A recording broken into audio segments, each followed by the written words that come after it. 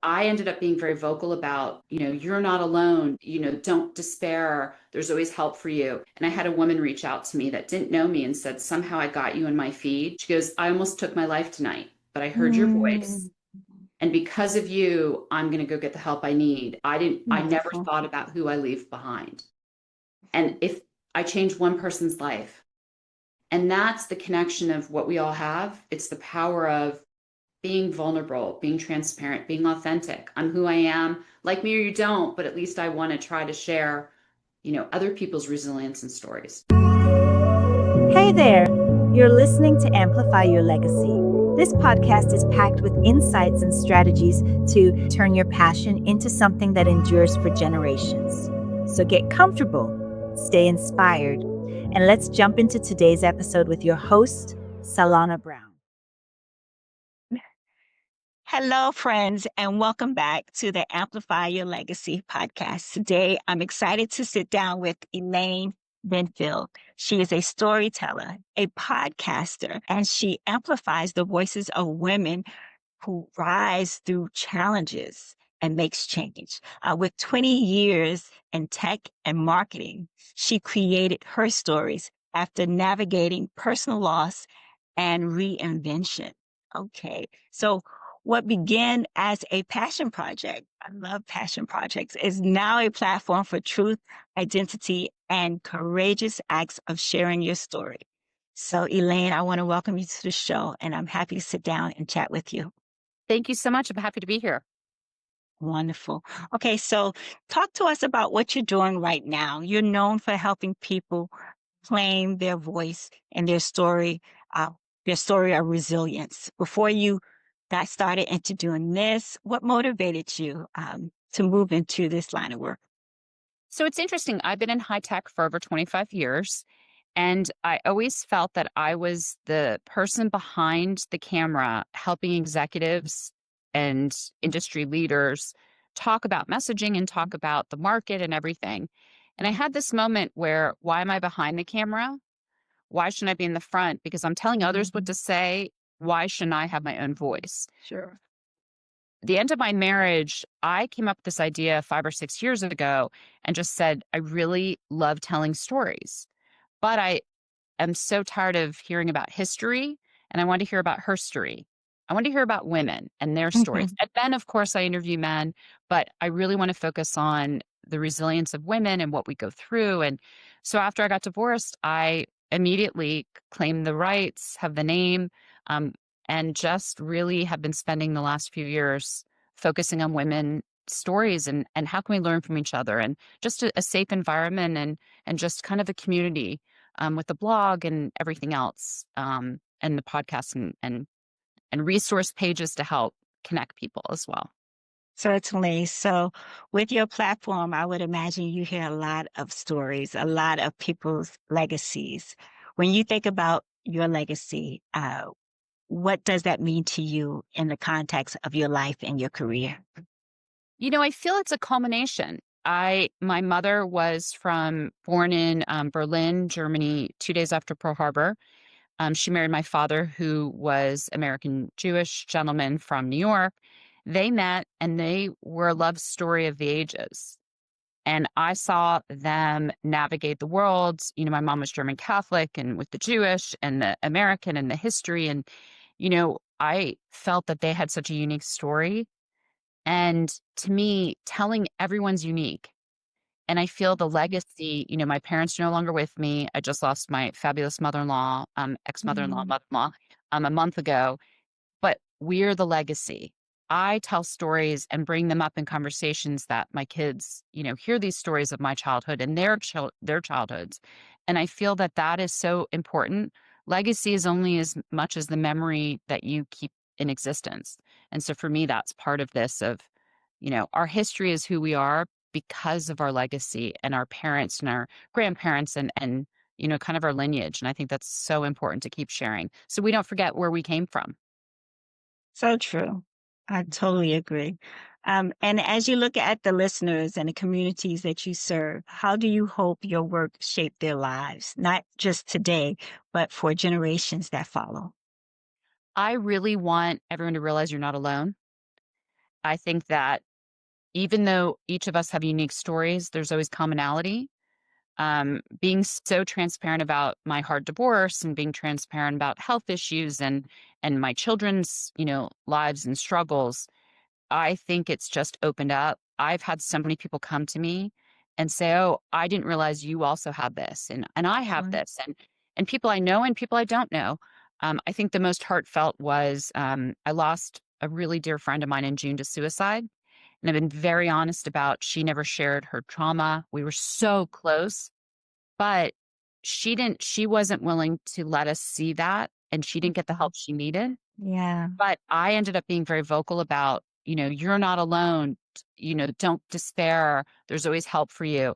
And I had a woman reach out to me that didn't know me and said, "Somehow I got you in my feed." She goes, "I almost took my life tonight, but I heard your voice. And because of you, I'm going to go get the help I need. I never Wonderful. thought about who I leave behind. And if I change one person's life, and that's the connection of what we all have. It's the power of being vulnerable, being transparent, being authentic. I'm who I am. Like me or you don't, but at least I want to try to share, other people's resilience and stories. Wow, that's amazing. And that's really showing compassion as well. You talked about resilience. Resilience often comes up through trials. Can you share a challenging moment or loss? I know you mentioned your divorce. Any others that tested your that tested you deeply, that made you want to go into this line of work? Yeah. So it's interesting to culminate the years. I ended up getting to, got separated my 50th year of my life 3 years ago. And, I thought that was bad. We ended up getting divorced. And then financially, it became such a burden with the house. He left, walked away, didn't really help me financially. But at the cusp where I was like, I don't know how I'm going to do this, I fractured my ankle. So Oh, 2 years ago in October, and like when I mean fractured my ankle, like dislocated it, broke all the bones, had to no. reconstructive surgery. I was flat for 10 weeks. Then they find out I had MRSA. Then they find out that I'm allergic to the metal. I end up having to Mhm. have a PIC line, and I'm literally on a boot for like 6 months. And then they're like, "Oh, you need to have a second surgery. The metal's killing you." So I go in for the second surgery, and I'm like, "Okay, it's gonna heal and everything." I go back to work, and they let me go after 16 years at the software company. You actually can't make this Wow. up. And then Wow. I'm like, Wow. Well, now what?" Yeah. After I had the 10 weeks, I already came up with my game plan. Mm, I already was like, "Is this the job I want? What do I wanna do? I really love her stories. What do I kinda want my own consulting business." And every one of those motions and every one of those steps I had to go through yeah. because I kept building the resilience. And then the best thing that ever happened, I was let go. I was able to get my house ready, sell my house, move into a new home, get my kids centered, launch them. And I go, if I let one of those things not happen, I wouldn't be where I am today. And I look at Agreed. everything always, of course, as you can tell, half, glass half full. Yeah. It is to show you every day it does get better. And there's always a way to think your way out of a solution. My kids always say, there isn't a problem mom can't solve. And it's like, absolutely. But that's part of it's so important to never give Certainly. up and find your way. Absolutely. Certainly agree. Mhm. Okay, so who have been some of the biggest influences or mentors for you, and what lesson have they given you that guided you through your journey?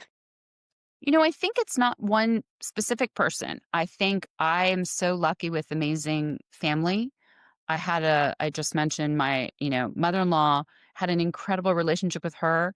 And during the divorce, she picked me. I wasn't her daughter, but I am, and I was. And she never wavered and just said, I don't care who you're married to. You're my daughter. You're the daughter I Love always. it.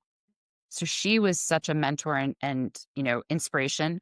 I think of my mom going through World War II, dealing with Nazis and dealing with, that rhetoric at that time, and taking a chance to marry an American Jewish man and coming to the States and starting over. I think of a lot of my friends that have fought breast cancer and loss of husbands and children. And, it's life's not easy, but I look at everyone as something unique you can learn from. So I have a lot Mhm. of mentors, and I surround myself with, people. And I just love meeting people to hear their stories because everyone's inspiring in their own way. So I feel that I just have so many mentors, and I'm a mentor for so many people that today I had two people text me and were like, I need your advice. And I'm like, that makes me so happy and then on the flip side, they would be there for me. Oh, So I yeah. think that's Yeah. the community of who we have. And that's also part of my legacy of this incredible network of people that I meet someone and I like them and I keep them in my world. And I think that's such a gift to have these amazing people near me. Oh, indeed it is. Okay, so if you could leave our listeners with one powerful idea about resilience and owning your story, what would it be?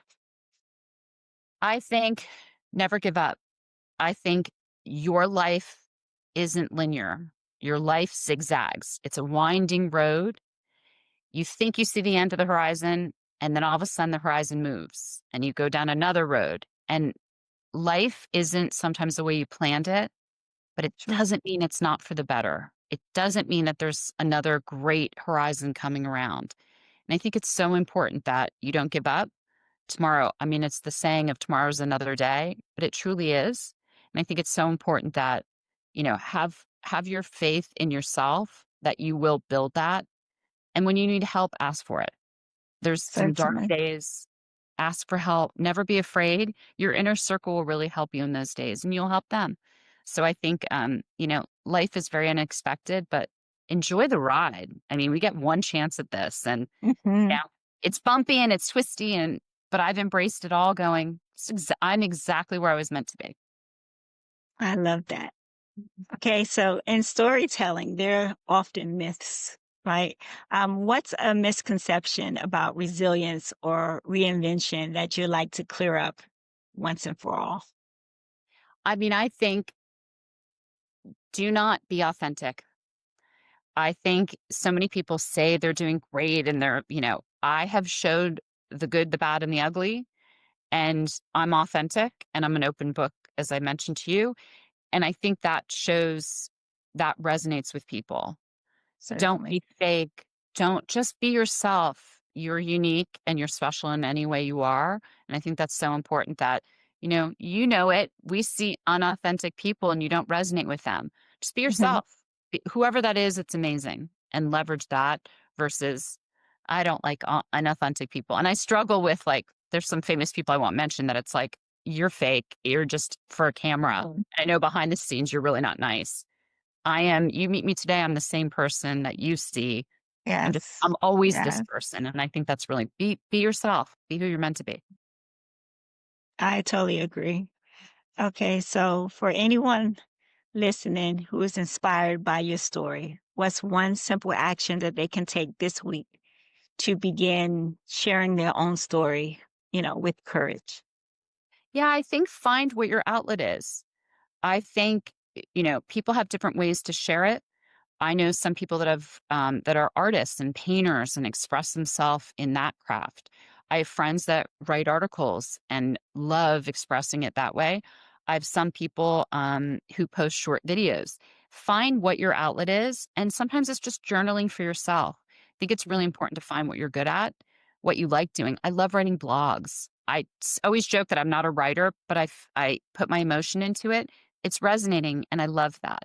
So and sometimes I paint, but then I also go take a walk in nature and Sure. find what that is and embrace it. And some days it's all of the above. And I think that's really important. Find what your gift is and leverage it and make time for it. Absolutely. Okay, so looking ahead, what's the next big dream or project that you're excited to bring into the world? Yeah, I mean, I kind of have this plan of, the next 5 years, I want to be really consistent. I have 30 videos to publish. So I'm like, really trying to catch up and I need to spend more time on it. I'm really hoping to turn I always ask all my guests what inspires you and what empowers you. And I Mhm. really want to turn something into a book to help teach others. So to me, I look at it as, Amazing. how can I get more, followers, get the word out, share more stories, but then also find ways to help give back to take some of these great inspirational, lines and stories and just show that we're not alone. So and my goal is within 5 years, really have something like that. Oh, that's amazing. What a I hope great so. idea. I hope so. But there's so much wisdom. Hmm. Why Oh, not share? And it's every time I, get off, from an interview, I'm like, that was incredible. And oh there yeah. hasn't been one story that I haven't been like, wow, that was amazing. They're all incredible.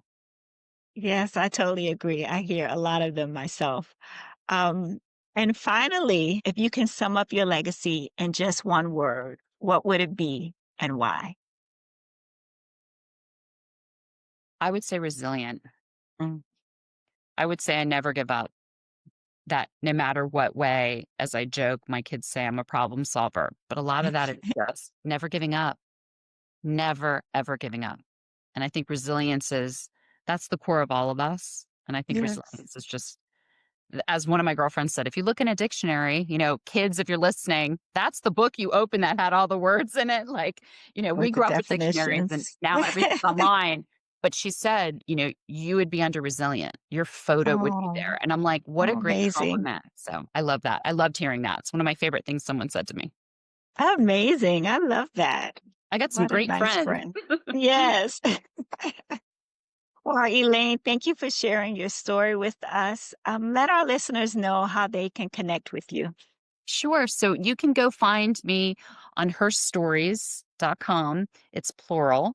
And you can find, I'm on Spotify, I'm on Apple Podcasts. I have my blog, the resource page that you can find other inspiring people, and just check it out. And you can feel free, to find more information. You can reach out to me and email me. But I appreciate it. I think there's a lot of great information to help people.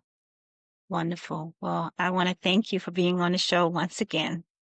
Thank you so much for inviting me. It was a pleasure. I'm Solana Brown, and this is the Amplify Your Legacy podcast. Until next time, keep telling your story and keep building the legacy only you can create. Bye bye for now. That's all for this episode of Amplify Your Legacy. A huge thank you for listening in today. I hope today's conversation has sparked some reflection on your own legacy. Let's keep the conversation going. Connect with me on LinkedIn or Instagram at Solana Brown. And visit solanabrown.com for more resources on growing and preserving your legacy. Be sure to leave a rating or review. It helps others discover the show. And don't forget to subscribe to the podcast so you don't miss out on future episodes packed with inspiration and actionable strategies. Until next time, keep amplifying your legacy.